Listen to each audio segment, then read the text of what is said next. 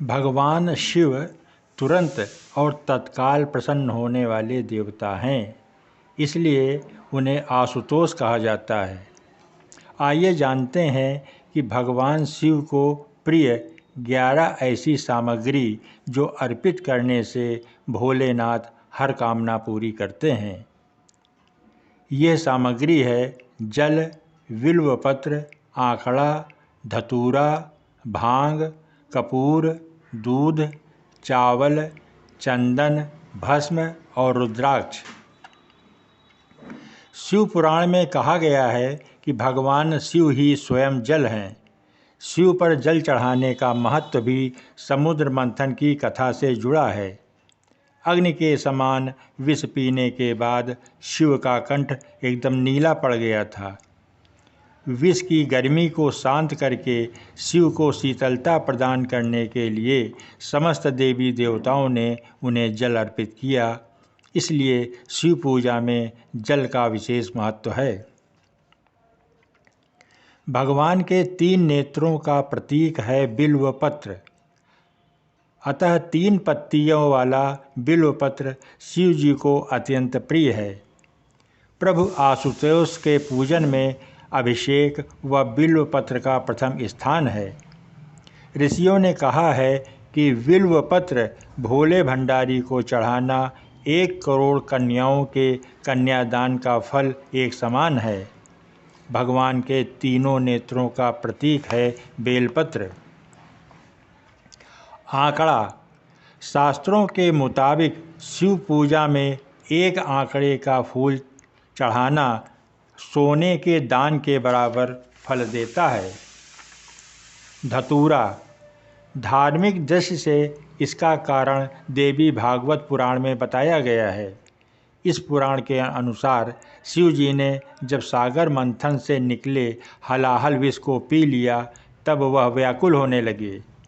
तब अश्विनी कुमारों ने भांग, धतूरा, बेल आदि औषधियों से शिव जी की व्याकुलता को दूर किया। उस समय से ही शिव जी को भांग धतूरा प्रिय है। शिव हमेशा ध्यान मग्न रहते हैं। समुद्र मंथन में निकले विष का सेवन महादेव ने संसार की सुरक्षा के लिए अपने गले में उतार लिया। भगवान को औषध स्वरूप भांग दी गई, लेकिन प्रभु ने हर कड़वाहट और नकारात्मकता को आत्मसात किया, इसीलिए भांग भी उन्हें प्रिय है। भगवान शिव को इस बात के लिए भी जाना जाता है कि इस संसार में व्याप्त हर बुराई और हर नकारात्मक चीज़ शिव जी अपने भीतर ग्रहण कर लेते हैं और अपने भक्तों की विष से रक्षा करते हैं। कपूर, भगवान शिव का प्रिय मंत्र है कर्पूर गौरम करुणावतारम, यानी जो कपूर के समान उज्ज्वल हैं। कपूर की सुगंध वातावरण को शुद्ध और पवित्र बनाती है। भगवान भोलेनाथ को इस महक से, कपूर की महक से प्यार है, अतः कपूर शिव पूजन में अनिवार्य है। दूध, सावन के महीने में दूध का सेवन मना है। दूध इस महीने में स्वास्थ्य के लिए गुणकारी के बजाय हानिकारक हो जाता है, इसीलिए सावन के महीने में दूध का सेवन न करते हुए उसे शिव जी को अर्पित करने का विधान बनाया गया है। चावल, चावल को अक्षत भी कहा जाता है और अक्षत का अर्थ होता है जो टूटा न हो। इसका रंग सफ़ेद होता है। पूजन में अक्षत का उपयोग अनिवार्य है।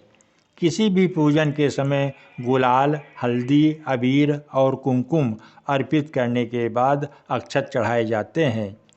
अक्षत न हो तो शिव पूजा अपूर्ण नहीं मानी जाती। यहाँ तक कि पूजा में आवश्यक कोई सामग्री अगर नहीं है तो उसके एवज में भी चावल चढ़ाए जाते हैं। अक्षत न हो तो शिव पूजा पूर्ण नहीं मानी जाती है। चंदन, चंदन का संबंध शीतलता से है।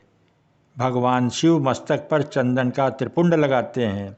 चंदन का प्रयोग अक्सर हवन में किया जाता है और इसकी खुशबू से वातावरण और खिल जाता है। यदि शिव जी को चंदन चढ़ाया जाए तो इससे समाज में मान और सम्मान बढ़ता है। भस्म, इसका अर्थ पवित्रता में छिपा है। वह पवित्रता जिसे भगवान शिव ने एक मृत व्यक्ति की जली हुई चिता में खोजा है, जिसे अपने तन पर लगाकर वे उस पवित्रता को सम्मान देते हैं।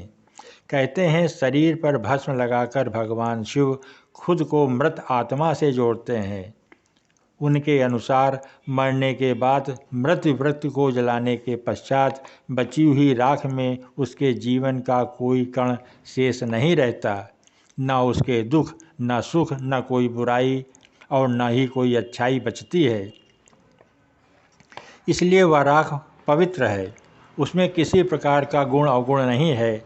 ऐसी राख को भगवान शिव अपने तन पर लगाकर सम्मानित करते हैं। एक कथा यह भी है कि पत्नी सती ने जब स्वयं को अग्नि के हवाले कर दिया तो क्रोधित शिव ने उनकी भस्म को अपनी पत्नी की आखिरी निशानी मानते हुए तन पर लगा लिया, ताकि सती भस्म के कणों के जरिए हमेशा उनके साथ बनी रहें। रुद्राक्ष, भगवान शिव ने रुद्राक्ष उत्पत्ति की कथा पार्वती जी से कही है। एक समय भगवान शिव जी ने 1000 वर्ष तक समाधि लगाई। समाधि पूर्ण होने पर जब उनका मन बाहरी जगत में आया तब जगत के कल्याण की कामना वाले महादेव ने अपनी आंखें बंद की। तभी उनके नेत्र से जल के बिंदु पृथ्वी पर गिरे।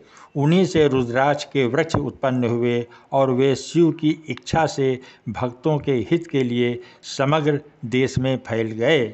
उन वृक्षों पर जो फल लगे वे ही रुद्राक्ष कहलाते हैं। जय श्री राम, जय श्री राम।